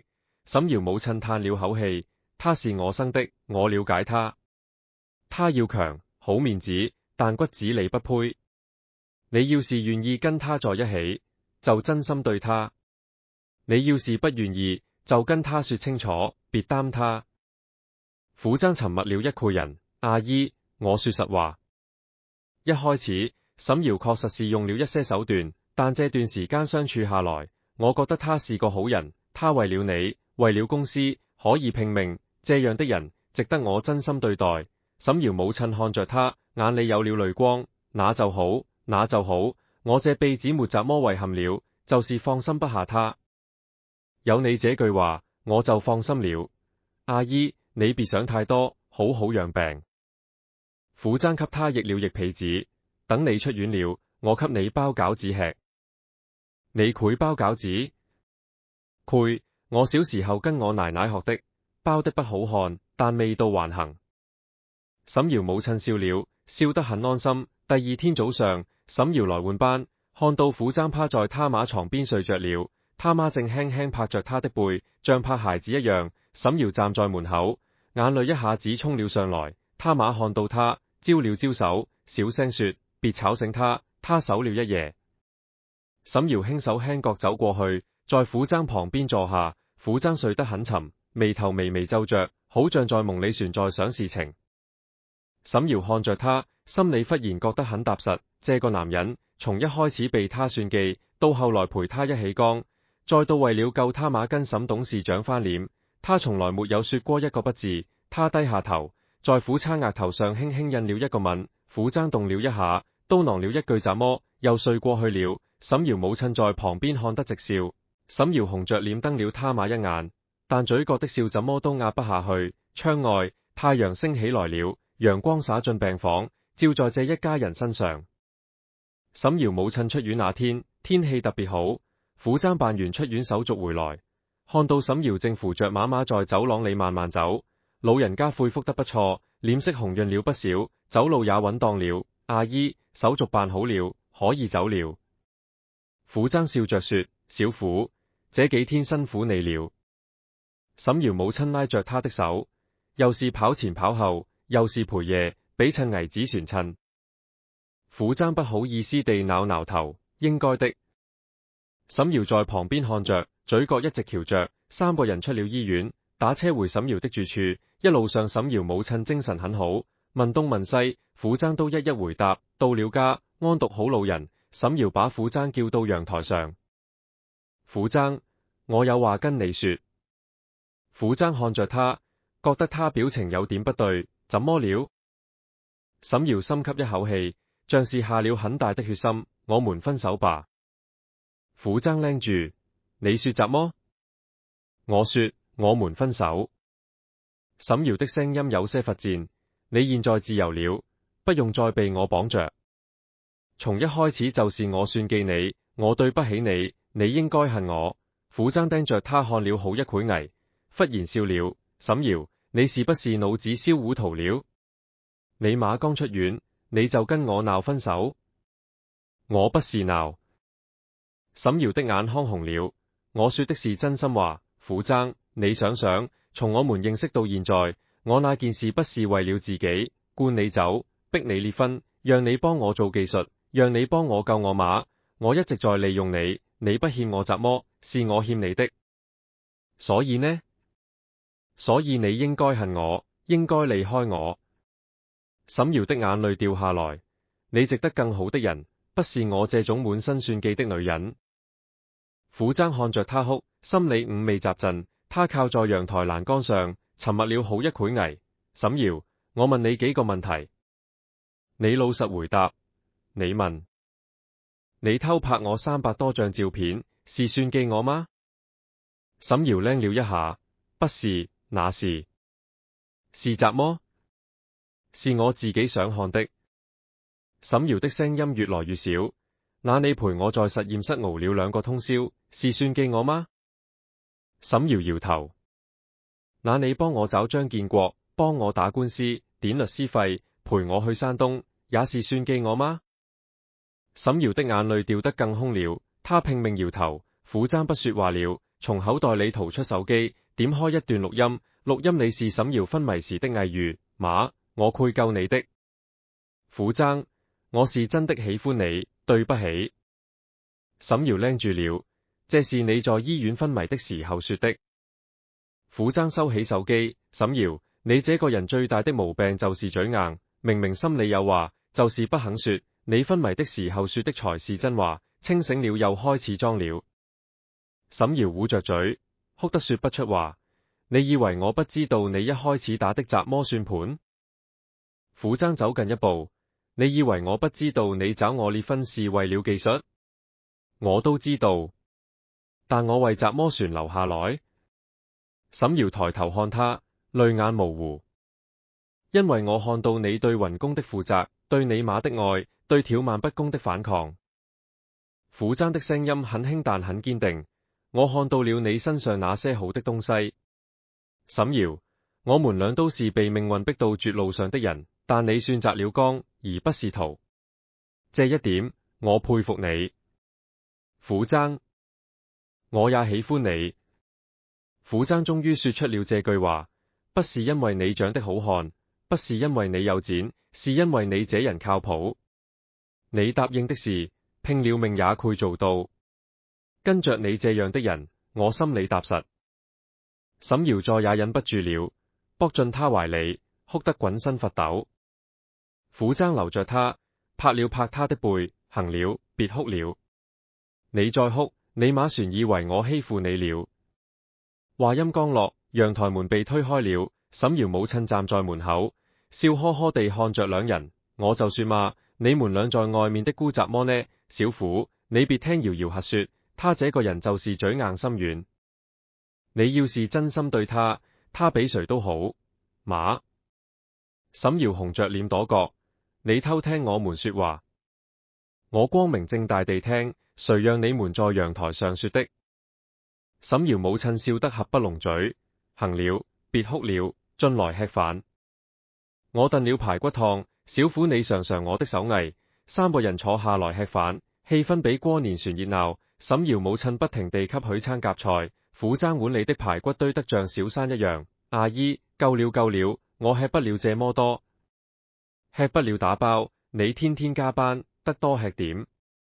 沈瑤在一旁看着，忍不住笑了。他已經很久沒有看到馬這麼開心了。吃完飯，撫姍幫着收拾碗筷，沈瑤母親把他拉到一邊，小聲說：小虎，瑤瑤這個人有時候腦子轉不過彎，你多擔待。他要是再跟你鬧分手，你就告訴我，我收拾他。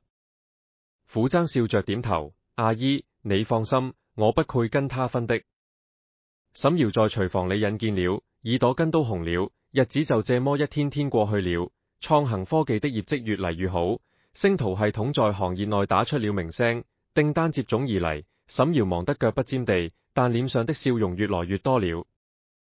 撫姍也忙，但他的忙跟以前不一樣了。以前是為了證明自己，現在是為了跟沈瑤一起把公司做大。兩個人的關係在公司裏不是秘密，雲工們私下都在傳。有人說許昌是攀高枝，有人說沈瑤是看中了撫姍的技術，但更多的人覺得他們兩挺般配的。年底公司要開年會，沈瑤本來想簡單辦，但今年公司業績翻了3倍，雲工們都說要好好慶祝，沈瑤只好答應。在市中心訂了一個大酒店的宴會廳。年會那天，撫姍穿了一身新西裝，是沈瑤給他挑的。沈瑤自己穿了一件公式的禮服裙，頭髮盤起來，化了淡妝，漂亮得不像話。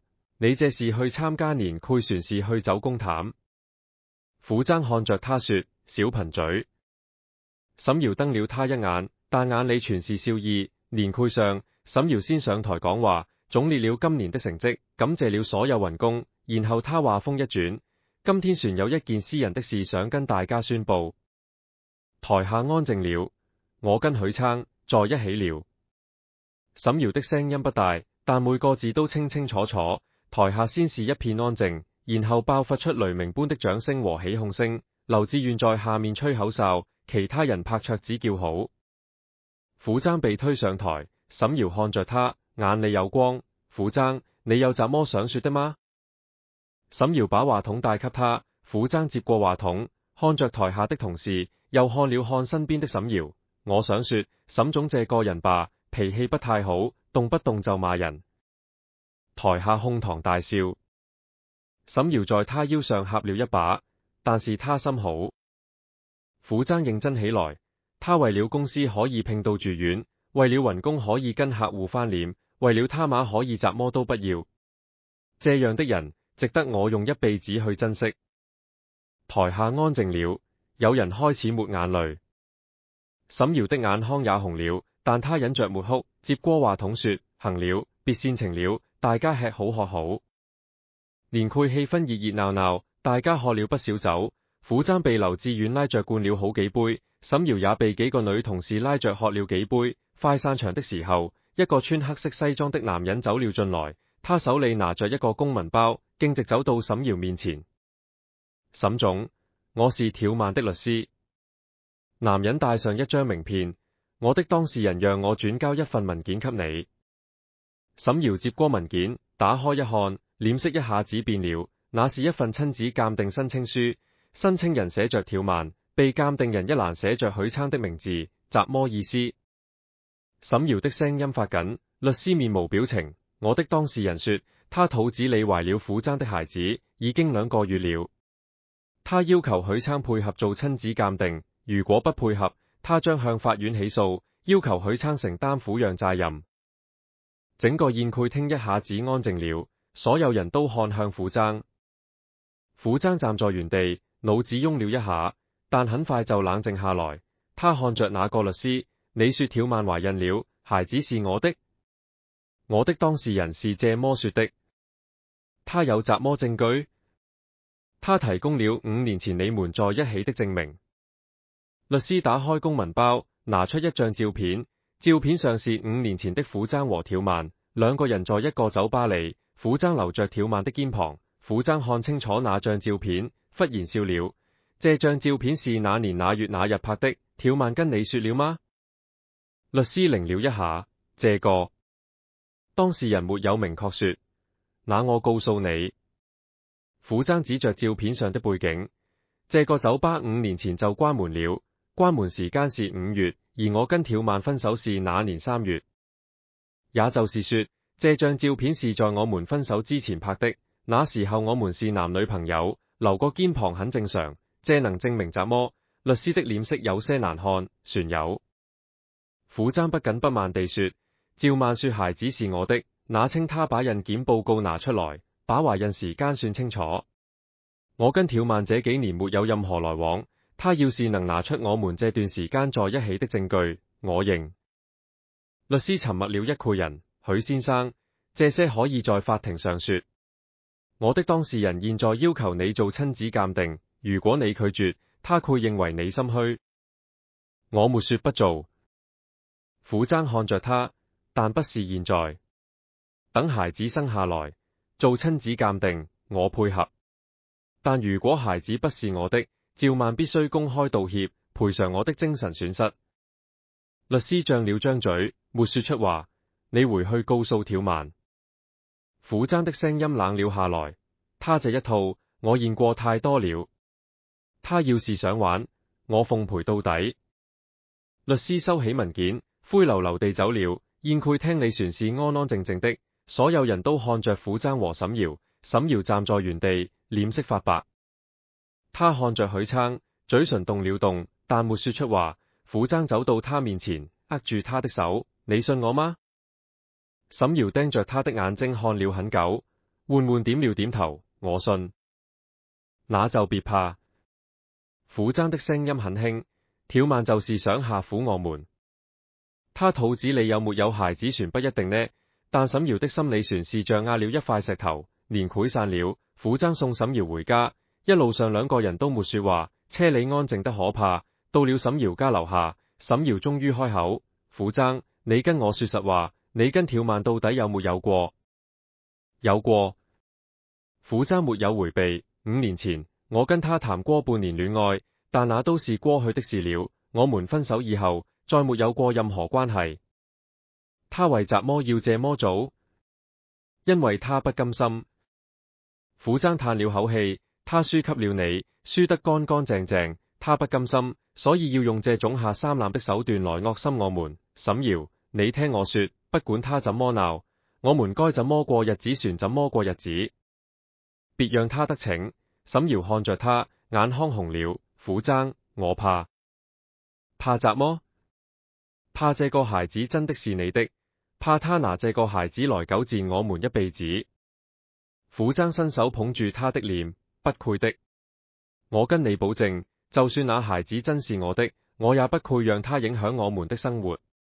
但我覺得挑萬在撒謊，他這個人為了贏什麼事都幹得出來。沈瑤靠在他懷裡，閉上了眼睛。他不知道前面船有多少風浪，但至少這一刻，他覺得踏實。條曼的律師走後第3天，苦踭收到了法院的傳票，條曼以確認親子關係為由，正式起訴了他。消息傳出去，整個行業都炸了鍋。有人在網上發帖，說創行科技的首席技術官是個始亂終棄的渣男，把前女友肚子搞大了船不印象。帖子寫得有鼻子有眼，船配了那張5年前酒吧裏的照片。公司股價當天就跌了5%，沈瑤急得嘴上起了泡，但他沒在苦踭面前表現出來。他知道苦踭比誰都難受。苦踭，要不我們先找個律師應訴。沈瑤在辦公室裏來回踱步，不急。苦踭坐在沙發上，表情很平靜。我在等一個東西。等什麼？等趙曼露出馬腳。苦踭拿出手機，翻出一張照片。你看這是什麼？沈瑤湊過去一看，是一張醫院的就診記錄，上面寫着條曼的名字，就診時間是2個月前。他去看過婦產科。沈瑤靚了，不止看過婦產科，船看過消化科、內分泌科。苦踭翻出另外幾張照片，他在3個月內去了6次醫院，做了各種檢查，但注意看，沒有一次是產檢。正常孕婦2個月的時候，至少要建檔做 B 超了，他一次都沒有。你的意思是？我的意思是，條曼可能根本沒懷孕。苦踭站起來，他是在詐我們。沈瑤眼睛一亮，那這些就診記錄能證明嗎？不能直接證明，但可以作為線索。苦踭說，我已經讓劉志遠幫忙查了。他在醫院系統裏有熟人，可以查到條曼的完整就診記錄。如果他真的沒懷孕，那所有的檢查結果都會顯示出來。2天後，劉志遠發來一份文件，苦踭打開一看，嘴角慢慢翹了起來。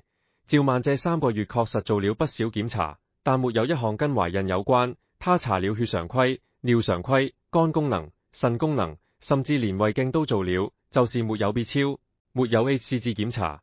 沒有任何產檢記錄，他根本就沒懷孕。苦踭把文件給沈瑤看，他是在演。他知道自己鬥不過我們了，就拿這一招嚟惡心我們，想逼我身敗名裂。沈瑤看完文件，脹出一口氣，那我們怎麼反擊？不急。苦踭說，他不是要打官司嗎？我們就陪他打。等上了法庭，我讓他自己打自己的臉。開庭那天，苦踭和沈瑤一起到了法院，條曼也來了。他穿着一件寬鬆的衣服，肚子微微隆起，走路的時候船特意扶着腰，一副孕婦的樣子。沈瑤看了許撐一眼，苦踭衝他微微搖頭，意思是別擔心。法庭上，條曼的律師拿出了那張酒吧照片，船有一份條曼寫的情況說明，說他跟苦踭在5年前有過親密關係。孩子應該是苦踭的。苦踭的律師站起來，請問趙女士，你是什麼時候發現自己懷孕的？趙曼摸了摸肚子，2個月前。那請你出示孕檢報告和 B 超單。條曼擰一下，然後從包裏拿出幾張紙，這是我在市婦幼保健院做的檢查。苦踭的律師接過那幾張紙，看了一眼，笑了。趙女士，這幾張紙上面寫的是尿常規檢查，不是孕檢。我想問的是，你有沒有做過 B 超？有沒有抽血查過 HCG？有沒有建檔？條曼的臉色變了。我換了醫院，報告找不到了。趙女士，我再問你一個問題。苦踭的律師拿出那份劉志遠查到的就診記錄。根據我們從醫院調取的就診記錄顯示，你在過去3個月裏一共去了6次醫院，但沒有一次是產檢。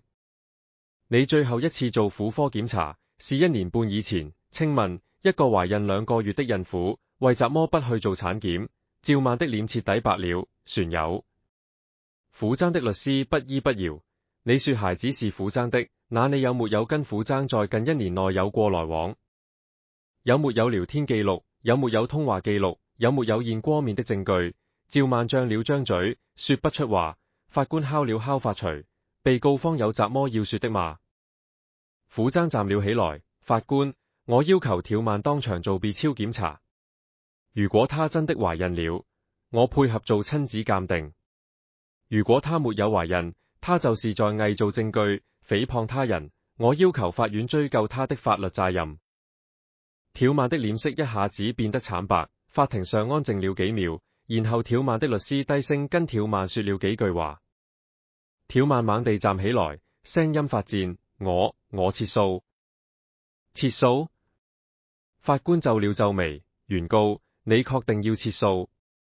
條漫咬着嘴唇，點了點頭。法官看了看雙方，撤訴可以，但原告的行為已經涉嫌偽造證據，妨礙司法。法庭將把相關材料移交公安機關處理。休庭。法錘敲下去，趙曼腿一軟，差點摔倒。他的律師扶住他推開律師，轉過身看着傅崢和沈瑤：條漫，你船要演到什麼時候？傅崢走到他面前，聲音不大，但每個字都像刀子一樣扎在他心上。條漫的眼淚一下子衝了出來，他捂着臉，哭得滾身發抖。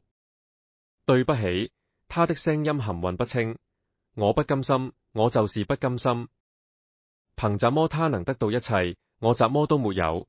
沈瑤站在旁邊，看着趙曼哭，心裡忽然不是滋味。姐姐。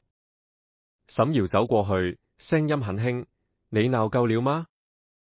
條漫抬起頭，淚眼模糊地看着沈瑤：從小你就恨我。沈瑤的聲音有些發顫：恨我爸在外面有了我媽，恨我分走了你的東西。可是你知不知道，我從來未有想過要跟你爭什麼。那個家，那些錢，我一點都不想要，我只想要我媽活着。條漫的眼淚流得更兇了。你肚子裡到底有沒有孩子？沈瑤問。趙曼搖了搖頭，哭得說不出話。所以你從頭到尾都是在騙？趙曼點了點頭，捂着臉蹲了下去。沈瑤深吸一口氣，看着地上這個從小跟他作對，恨不得他去死的女人，心裡忽然衝上一股說不出的感覺，不是恨，也不是同情，而是一種深深的疲憊。姐姐，放下吧。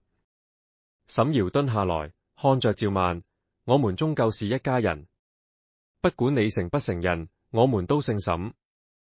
條漫抬起頭，凌凌地看着他，然後嚎啕大哭。傅崢站在旁邊，看着這一幕，不知道該說什麼。他沒想到沈瑤會這麼對條漫，要換了別人，早恨不得條漫去死了。但沈瑤沒有，他選擇了原諒，衝法院出來。傅崢問沈瑤：你怎麼想的？他害了你那麼多次，你全叫他姐姐，他這輩子也不容易。沈瑤嘆了口氣，從小被他媽逼着爭強好聲，活得太累了。我不想跟他一樣，傅崢，我不想讓我媽在病床上旋操心我跟他的事，所以我選擇放下。傅崢看着他，心裡衝上一股敬佩。條漫被警方帶走調查後，沈董事長那邊也出了事。傅崢當初交給沈董事長的那些證據雖然是刪減過的，但沈董事長做賊心虛，以為傅崢手裡存有更完整的版本，連夜轉移資產，結果被銀行系統發現了異常，經偵部門介入調查，順藤摸瓜查出了沈董事長挪用公司資金、洗錢、逃稅等一系列問題。沈氏集團的董事會召開緊急會議，一致通過罷免沈董事長的決議。沈董事長被抓那天，沈瑤正在醫院陪媽媽復查。消息傳來，沈瑤沉默了很久。瑤瑤，你要不要去看看他？沈瑤母親問。沈瑤搖了搖頭，不了。他從來沒認過我這個女人，我也不去湊這個熱鬧了。沈董事長被帶走後，沈氏集團群龍無首，董事會經過投票，決定由沈瑤接任董事長。沈瑤接到通知的時候，正在公司開會，他看了一眼那份任命書，然後放下了。我不去。他對林曉說，創恒才是我的公司，沈氏跟我沒關係。可是董事會那邊跟他們說，我感謝他們的信任，但我有自己的事要做。沈瑤說，沈氏集團需要的是一個懂經營的人，不是我這種半路出家的。讓他們重新算吧。林曉拎了半天，最後點了點頭。傅崢知道這件事後，問他：你真的不想去？那可是幾百億的大集團。不想。沈瑤搖頭，我在創行待得挺好。再說了，我要是去了沈氏、傅爭，你會去嗎？我不去。傅爭笑了，我這個人自由慣了，受不了大公司的條條框框。那我也不去。沈瑤看着他，你在哪，我在哪。傅爭心裏一暖，沈董事長被抓後，條漫在看守所裏交代了所有問題。他供出了沈董事長轉移資產的具體細節，旋交代了自己偽造證據、行賄、誹謗的事實。因為是主動交代，加上認罪態度好，條漫最終被判處有期徒刑1年，緩刑2年。走出看守所那天，他看到沈瑤站在門口，姐姐，我來接你。沈瑤說，條漫愣在原地，眼淚一下子就衝了出來。你為什麼船要來接我？我害了你那麼多次。我說過，我們是姐妹。沈瑤走過去，拉住他的手，走吧，馬在家等你。他包了餃子。條漫哭得說不出話，被沈瑤拉着上了車。車上，條漫看着窗外的風景，忽然開口：沈瑤，我對不起你。船友，對不起傅爭，我做的事，我自己都覺得自己惡心。過去的事就過去了。沈瑤開着車，以後好好過日子，別想那些有的沒的了。趙曼點了點頭。傅爭在沈瑤家樓下等着，看到沈瑤帶着條漫過嚟，他表情有些複雜，但船是點了點頭。條漫，進來吧。條漫站在門口，低着頭。傅爭，我對不起你。我不該造謠說你是我孩子的疤。進去再說。傅爭讓開門口。三個人進了屋，沈瑤母親已經包好了餃子，看到條漫進嚟，老人家擰了一下，然後笑了，來了，快坐，餃子馬上就好。條漫看着這個當年被他媽罵了一輩子的女人，眼淚又掉下來了。阿姨，對不起。沈瑤母親擺擺手，都過去了，吃餃子，別哭了。那一毒飯吃得五味雜陳，條漫吃了2碗餃子，吃完以後幫着洗碗收拾。沈瑤母親跟他在廚房裏說了好一句偽話，出來的時候兩個人眼眶都紅紅的。傅爭和沈瑤坐在客廳裏，看着廚房的方向。你說他以後會變好嗎？沈瑤問。不知道。傅爭說實話，但他要是再鬧，我不會再客氣了。沈瑤笑了笑，行了，別嚇他了，他也是可憐人。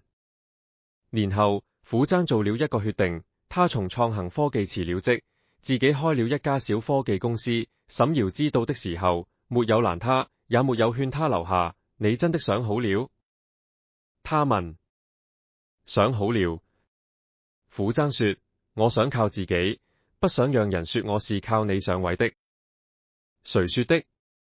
我去找他算賬。沈瑤瞪眼。不用找。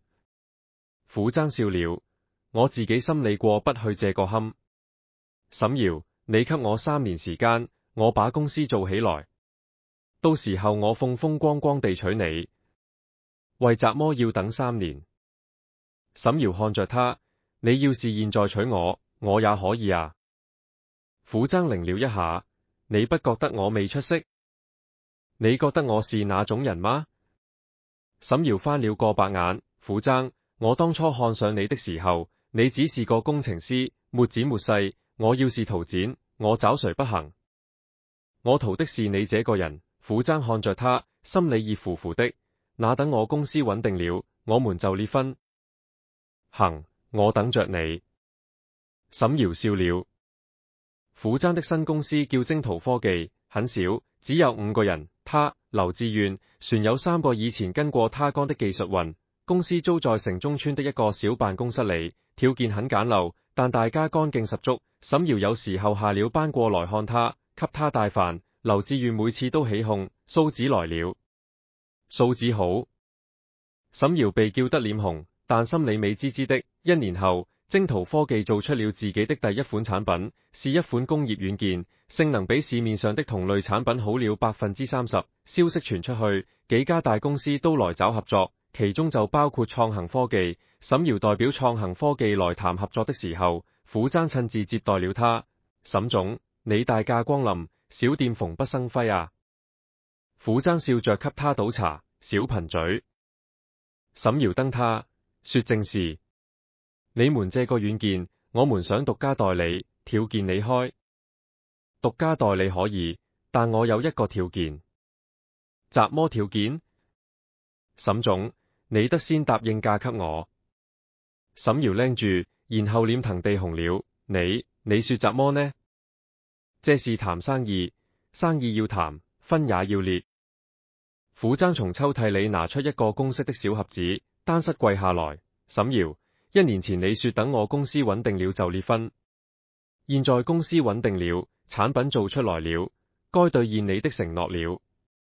辦公室裏所有人都停了手裏的活，看着他們。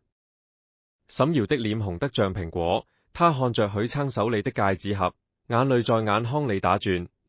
你就這麼求婚，連束花都沒有？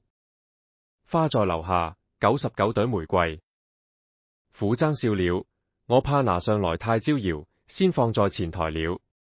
你要是不信，我讓人去拿。沈堯破涕為笑，伸手打了他一下。你這個人，怎麼時候變得這麼潰了？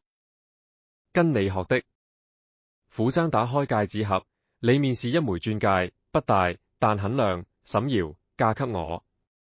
沈堯的眼淚終於掉了下來，他伸出手，點了點頭。傅崢把戒指戴在他手上，站起來抱住他。劉志遠帶頭鼓掌，辦公室裏響起一片歡呼聲。沈堯把臉埋在傅崢懷裏，哭得像個孩子。你哭什麼？傅崢笑着擦他的眼淚。我高興。沈堯吸了吸鼻子。傅崢，你知道嗎？當初我逼你列婚的時候，從來沒想過會有今天。那你當初想的是什麼？我想的是，只要技術到手了，管你同不同意。那現在呢？沈堯抬頭看着他，眼睛亮晶晶的。現在我後悔了。後悔什麼？後悔當初沒早點認識你。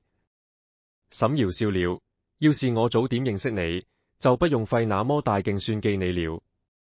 傅崢也笑了，把他留得更緊。兩個人沒有辦盛大的婚禮，只是在民政局領了證，兩家人坐在一起吃了一篤飯。沈堯母親包了餃子，條漫也來了，他幫着端菜倒水，忙前忙後。飯桌上，沈堯母親舉起杯子，來，我敬你們小兩口一杯。瑤瑤、小虎，你們倆能走到一起不容易。以後好好過日子，別吵架，有什麼話好好說。